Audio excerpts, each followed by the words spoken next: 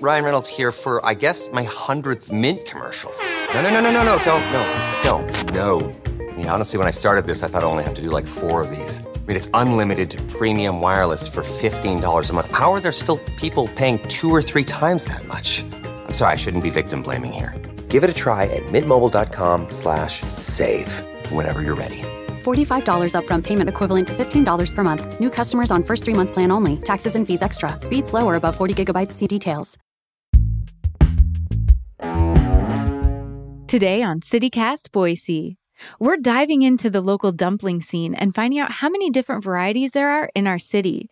Plus, we'll let you know our favorite spots to enjoy this delicious comfort food.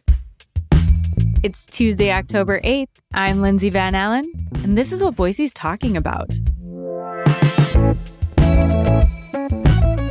Blake, you did a deep dive into Boise's dumpling scene for the Hey Boise newsletter last month, and I'm so excited to have you on the podcast to talk about your findings.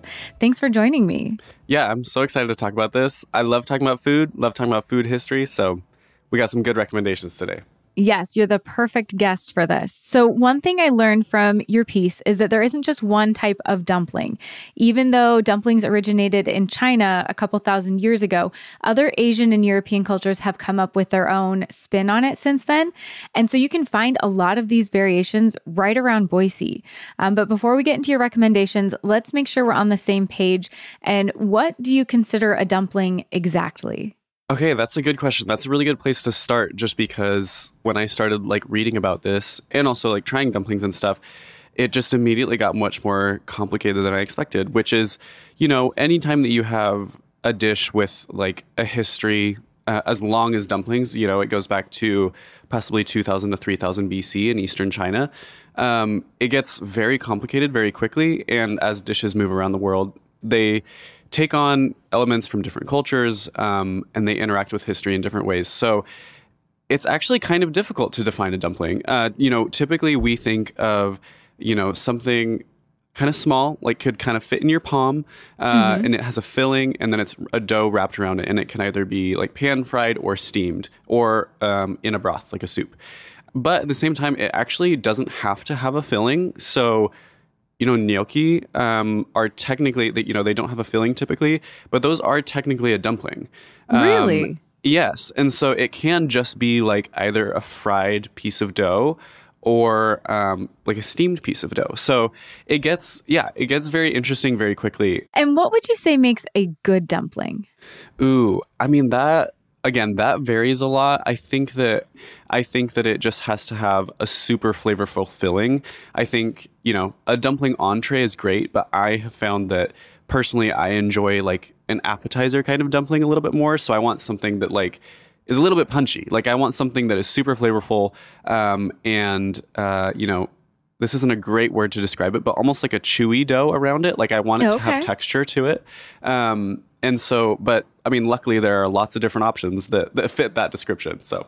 Absolutely. And so many of them are around Boise. I was so surprised with your reporting how many different types of dumplings there are. So I want to get into the restaurants where people can find these dumplings. Yanqing is one of Boise's tried and true Chinese restaurants. What are their dumplings like? Yeah, so these are kind of, the oldest, the most traditional. Maybe not the most traditional that you can find in Boise, but this was an interesting kind of hiccup that I hit that I didn't expect to find, which is that we actually don't have a ton of good Eastern Chinese food in Boise.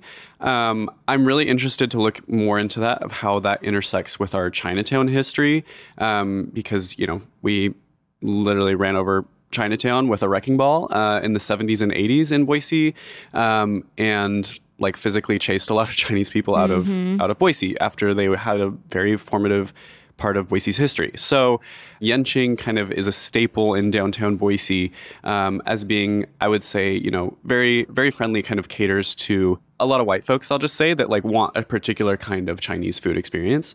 But again, they have kind of the straightforward dumplings that you would expect. They have some pork ones. They have steamed shrimp, which I've heard are really good. I actually haven't had those ones. But this is a good place to find some classics. Yeah, maybe what you traditionally might be thinking of if you think dumpling? Yes, what you picture when you think of that, yeah. So Yanqing is one of Boise's older restaurants. On the other end of the spectrum is Ginza Sushi Grill and Ramen, which opened just this summer downtown. How are these Japanese dumplings different from those at Yanqing? Yeah, so their main dumplings that they have at Ginza are actually in a soup. And so they have like a steamed shrimp version as well that I haven't tried. But what I really loved is that they have this steamed dumpling soup that is very basic. So it has some cabbage, it has some celery and some carrots in it, and then a very kind of simple, slightly maybe miso-y broth, but it's not like a miso soup. If people have had, it's just like a very basic chicken noodle soup vibe, or like it also kind of has matzo ball soup flavor with how simple it is.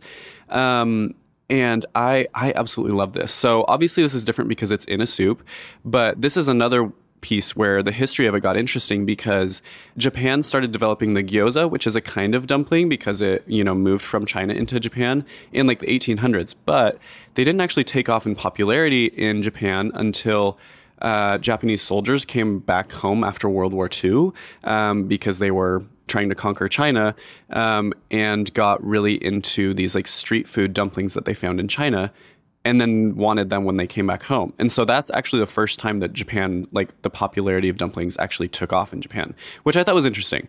But I can say all of that to say, I highly recommend the dumpling soup from Ginza. Ginza is like starting to pick up. I feel like it opened pretty quietly. It's on 10th Street. And I really, really like it. They have great sake selection, which is kind of, can be kind of difficult to find in Boise. But this dumpling soup, I can't wait to have it on like a wintry day when I'm maybe like, I think I might be getting a little sick. So I'm going to go and sit and have some dumpling soup. It's going to be perfect for that. That does sound really comforting and delicious. It is. Yeah. It's so tasty.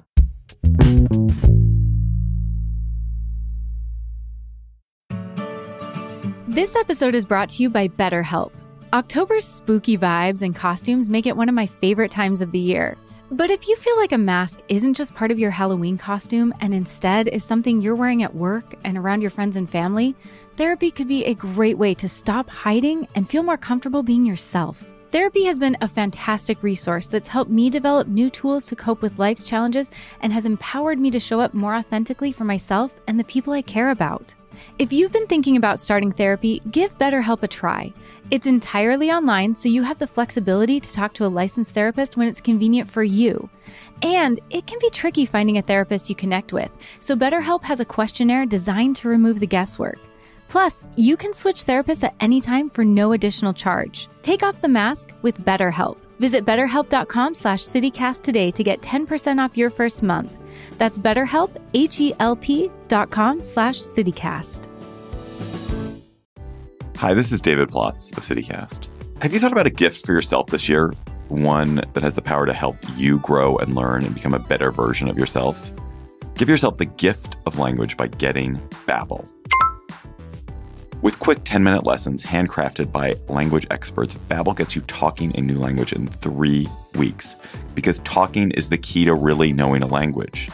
And that's how Babbel approaches it. It's designed for real conversation. So I have a trip to France planned with my girlfriend. Was it inspired by the Olympics? Yes, it was. And it's given me the chance to revive my old high school French. And it's so fun to catch back up with the vocabulary I'd forgotten. To remember all the food, for example. I'm in a lesson on ingredients, so I'm going to make crepes with butter and sugar. Avec sucre et de beurre salé, on va se régaler. We're going to have a feast. They learned this great new French expression too. J'en ai l'eau à la bouche. That means I have water in the mouth. That means it's mouth-watering. Love it. Love French. Anyway, Babbel gets you talking, and studies from Yale and Michigan State University and other leading universities prove that it works. So here is a special holiday deal for CityCast listeners. Right now, get up to 60% off your Babbel subscription, but only for CityCast listeners at babbel.com/citycast. Get up to 60% off at babbel.com/citycast, spelled BABBEL.com/citycast. Rules and restrictions may apply.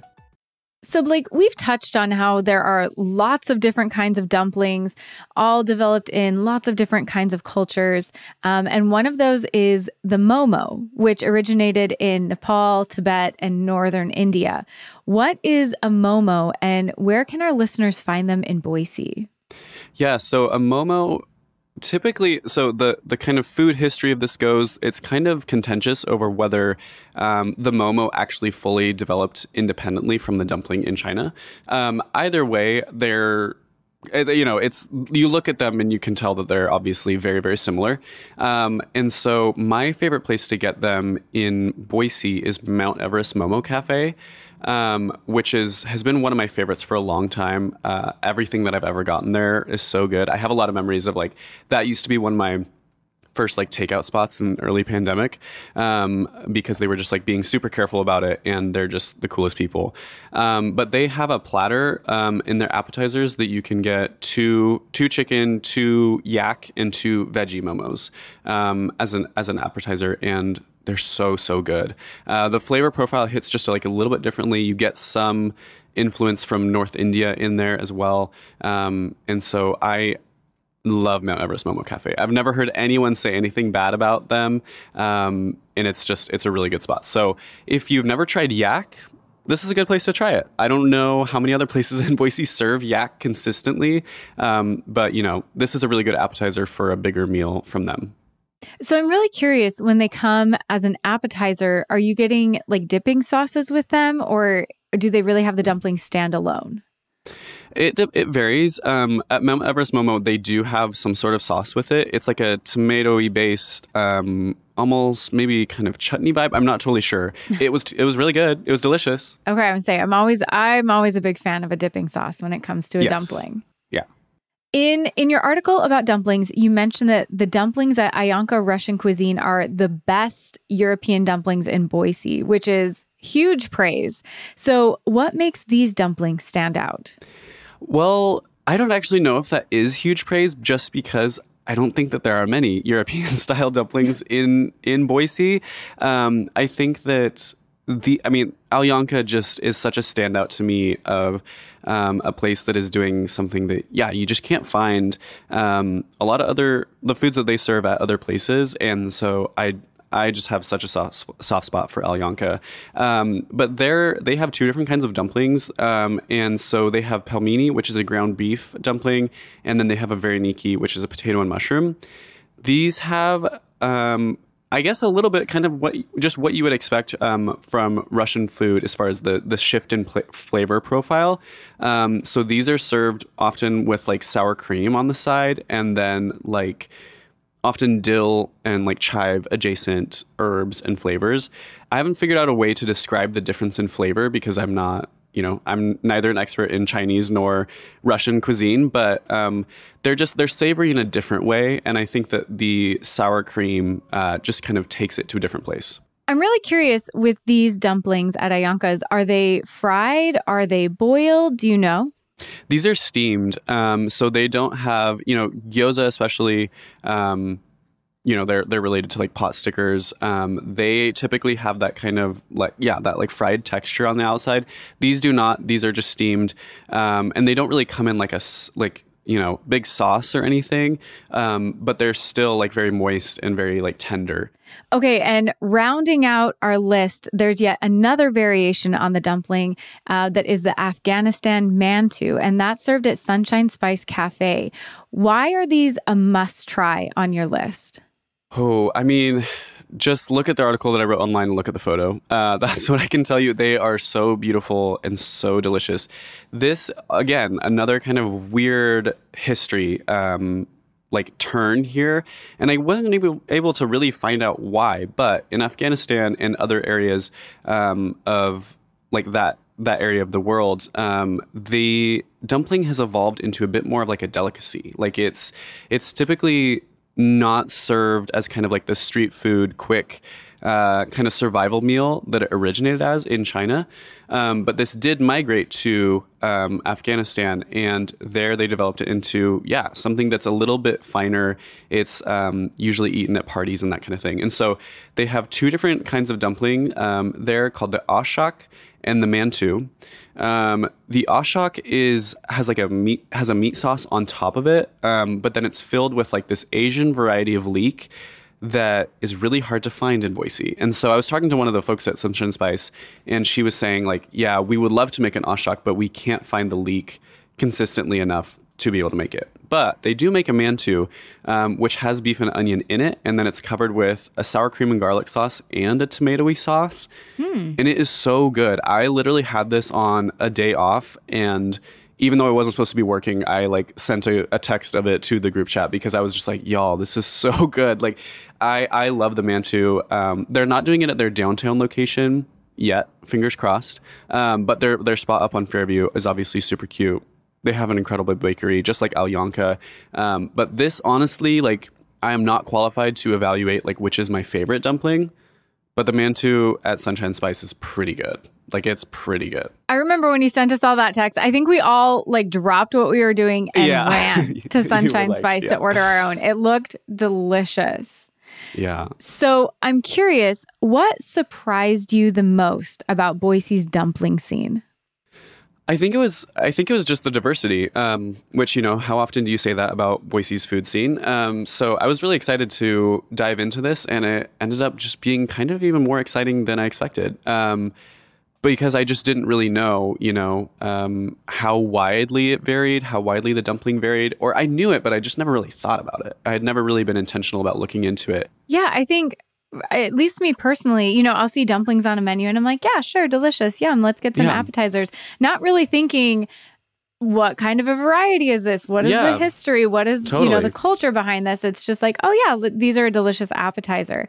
But after reading your article, it was so interesting to see how it's evolved, how different cultures took it and made it their own and added their own unique flair. And then how many of those different types of dumplings we have available here.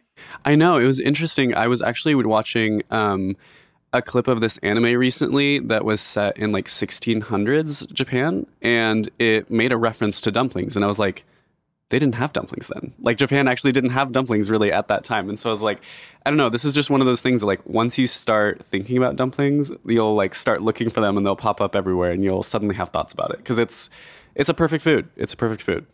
So you've tried a lot of the dumplings in Boise, but you haven't been to every single dumpling spot yet, right? Of course. Yeah. I mean, I hope that I haven't. I know I haven't, but I hope that there are going to be so many more too.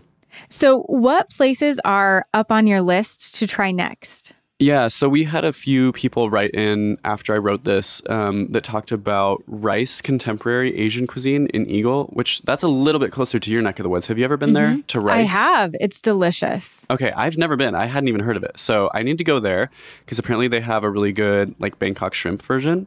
And then Soul Street Cafe, which I already love, but apparently they have fried dumplings that are really good, a reader said.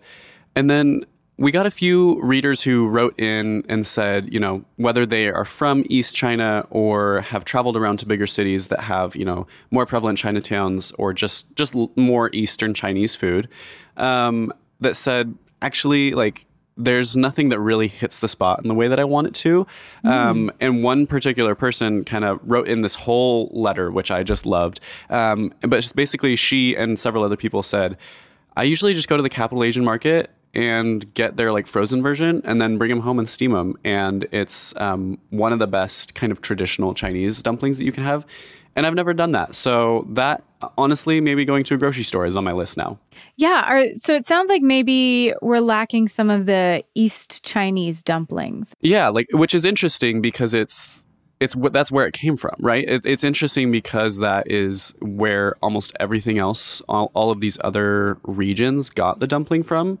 And so, again, that's kind of why I wonder about the history there of like, you know, for many reasons, if Boise's, you know, history with Chinatown was different, I think that would be a very good thing.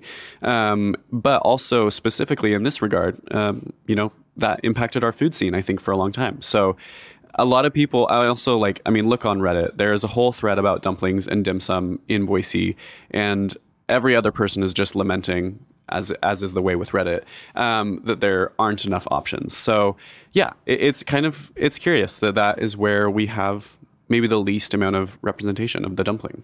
Well, thank you so much, Blake. Thanks for doing this deep dive and walking us through your Boise dumpling journey. Yeah, it was my pleasure. That's all for today here on CityCast Boise. If you enjoyed the show, you should check out our Hey Boise newsletter for more great food guides. We'll be back tomorrow morning with a look at how short-term rentals are affecting our housing shortage. See you then.